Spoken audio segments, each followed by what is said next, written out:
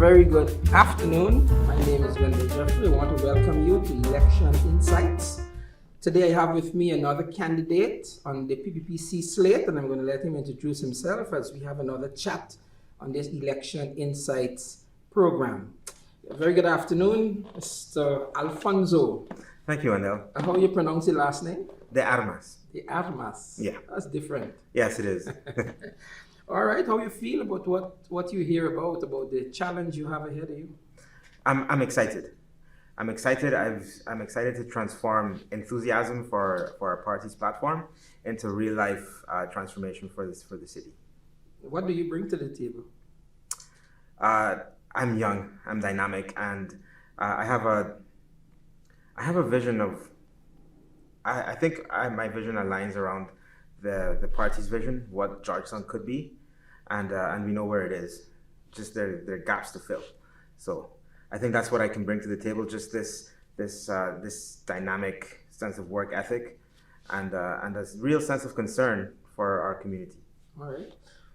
What district are you representing? I'm in Constituency 4. And that is where? Constituency 4 covers Bel Air Park. It covers Lamaha Gardens, Section K, Campbellville, and Newtown Kitty, and some areas of Campbellville up to Dennis Street. What's your profession? I'm a businessman. So I own a construction company, and we do housing using green technology. Okay. You have always supported the PPPC? No. In fact, growing up in school here, I remember in 1997 when we were in Form 1, the whole more fire, slow fire days, there was a lot of heated debate about which party was best to govern Guyana. And, among school kids, we don't know anything. We're just really parroting what we hear at home. And no, we never really, the PPP was always seen as this sort of boogeyman or until I had the chance to see how the party has been able to transform Guyana in a very quick space of time since President Ali has taken power. In 2015, I voted for President Granger, and I quickly regretted it. Let's just say that. Wow. And it's been a sharp contrast between what they did or what they didn't do in 5 years versus what our party has been able to achieve in just a short space of time. Right. What are some of the needs of your community? Well, we have a really well thought out manifesto that came about through a process of consultation. But in addition to that, I've lived in my area, I've lived in my community for 30 years, and City Hall representatives hardly ever come around. So people are frustrated, get the sense that City Hall and its representatives, our currently elected councillor, that we don't really know, that they don't really know what the residents want, just because there's no they don't come around very often, only around elections time. And that has to change, right? That really has to change. We need to be more visible. We need to be more available to serve the needs of our community. And the best way to do that, the best way to achieve the promises on on our manifesto is through being more visible, through being more available to our constituents. Who is the current representative for your community? That would be Mr. Mentor, who is also the deputy mayor. And I don't want to say anything bad about him. I've met him a couple times recently, and he's a very nice man. It's just, unfortunately, I don't think, and I think that this sentiment is shared by a lot of people in my constituency, is that he's been very focused on really driving transformation in our constituency and meeting the needs of the people there. When we walk around, it's crazy. There are drains that need to be silted, that need to be desilted. The area floods as soon as it drizzles.